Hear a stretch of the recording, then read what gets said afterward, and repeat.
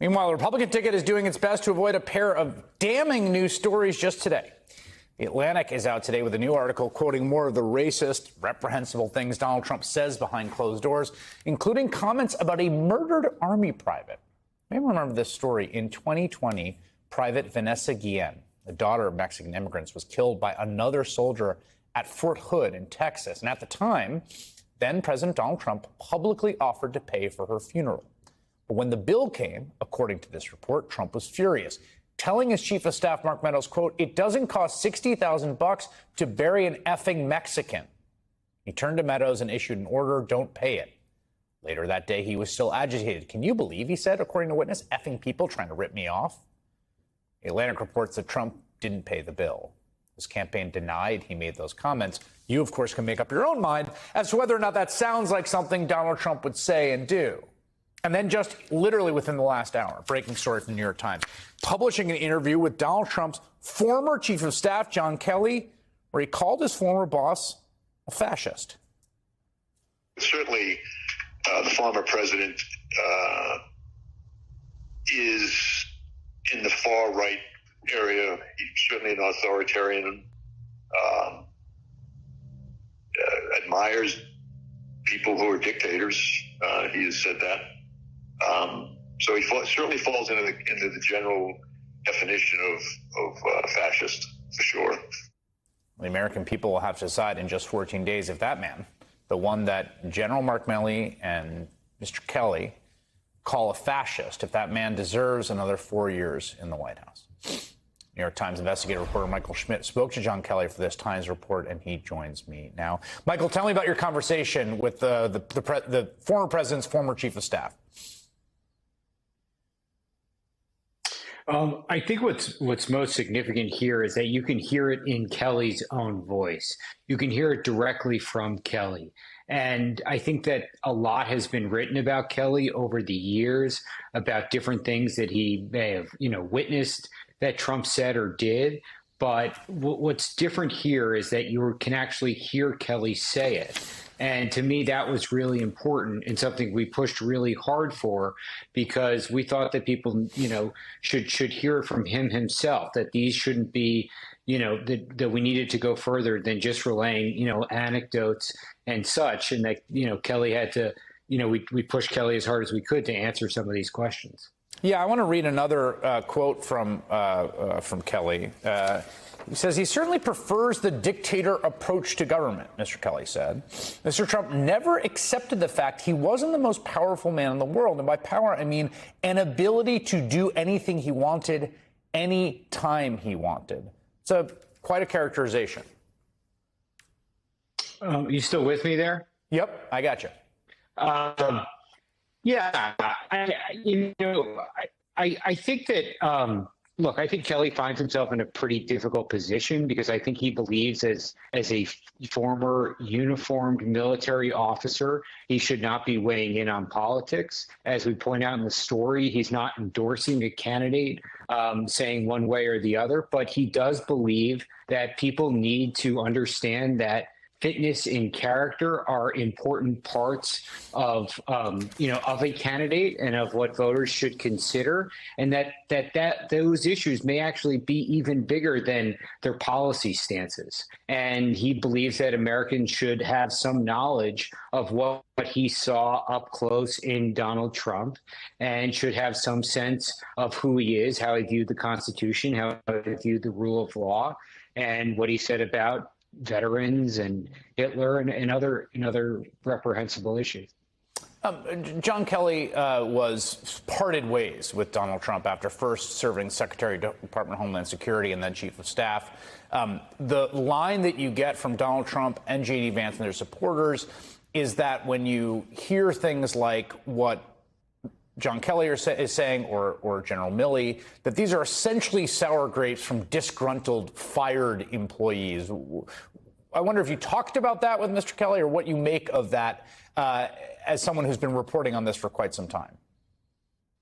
Well, I think that Trump's denial of calling those who died on the battlefield losers and suckers was something that really bothered Kelly. And in answering our questions, he confirmed that and talked about how Trump talked about losers and suckers and how Trump didn't understand selfless sacrifice for the country. And I think that one of the reasons that Kelly was willing to answer questions was that there was this effort to sort of undermine those anecdotes when they came out. And I think Kelly thought that, the anecdotes were true. He had put out a statement last year that confirmed the anecdotes. And I think that he hadn't appreciated the depth and breadth of the effort in 2020 when it was first revealed during the campaign to push back on it, and different Trump aides who said it wasn't true. And he went to these lengths to talk about it on the record because I think he thinks people should know about it. Michael Schmidt, who conducted that interview with former Chief of Staff John Kelly and has a recording which is available on the New York Times website. We played you part of that. You can listen to him in his own words. Very important reporting, Michael. Thank you very much. Thanks for having me.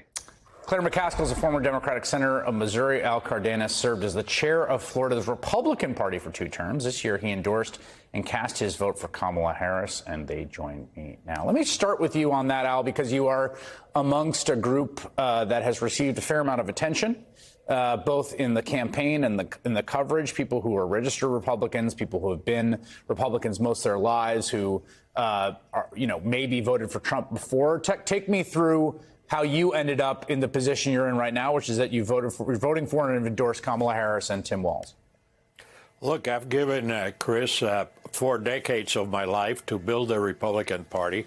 And, it started out in Florida as a Democrat state. We worked hard day and night to turn it around. Never did I dream for a second that my party, my beloved party, would be where it is today.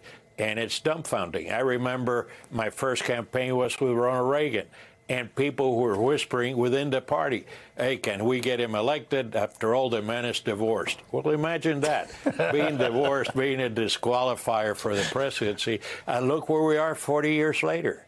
It's just a cycle in America that will embarrass our grandchildren and their children. And the quicker we can do away with it, the better. I believe that America is so divided. We don't talk amongst ourselves. We fight about nonsense.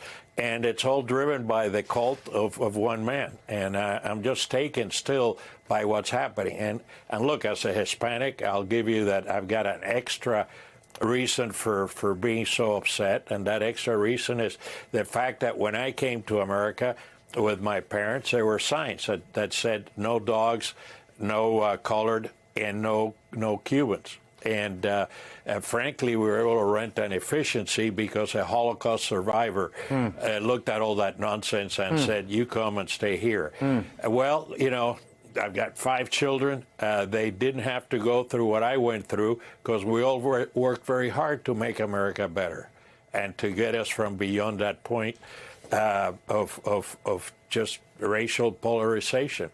And these comments that the president made about the burial of that fine young lady, the Hispanic, was just heartbreaking. The comments he makes about poisoning the blood of Americans, the comments he makes about mass deportations. If you're a proud Hispanic, and if you love this country as I do and as most Hispanics do, how in the world can you support this gentleman for the presidency? It's just beyond me. Well, but as a Republican and as a lover of America, beyond my own personal pet peeves, I will tell you that our country cannot be divided in this manner while the world is on fire.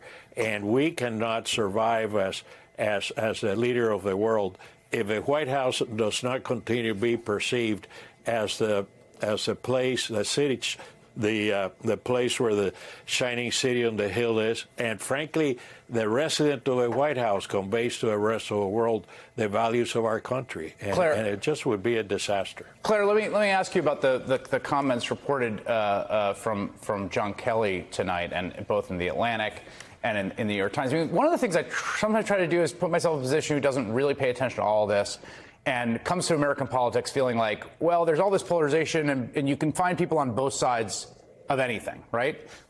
Which is true, right? You can find people saying Donald Trump is, the devil incarnate, and you can find them saying he's sort of the second coming. The thing that always strikes me is how many people close to him who saw him up close have come away to say these kinds of things. He's a fascist. He should be nowhere near power. And just how rare that is. I mean, I genuinely and truly can't recount that ever happening before with almost any public figure I've ever covered. Yeah, there's a lot of things that are true with this political situation that have never been true before in America. We have never seen this kind of abandonment of a candidate by his vice president, by his chief of staff, by his secretary of defense. I mean, the majority of his cabinet have said no. And let me just say, I got to take a minute on John Kelly. I know John Kelly. I worked with John Kelly as a member of the Armed Services Committee. Yep. I worked closely with him as the ranking member on Homeland Security. He called me the day he decided to take the job as chief of staff to Donald Trump. I remember the phone call. I remember where I was. I was here in my home in St. Louis. I said, John, what are you doing? Why would you do this? And he said, I feel like I have to do it for the country. I think I can help him stay between the lines, so to speak. And when he took that job, Chris, he walked away from a military job.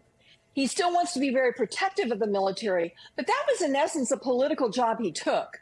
So I'm so grateful he's spoken out today. I'm so grateful he's gone on tape. And if anybody doesn't believe that Donald Trump said these things, they don't know John Kelly, first of all. And second of all, we know he says these kinds of things because he said them out loud about John McCain. That he was a loser because he was a prisoner of war. So why would anyone be shocked that this is something he wouldn't say? So shame on those people who are lying for him. Good on John Kelly for speaking out, and good for great Americans like my colleague on the panel tonight that is overlooking party for country.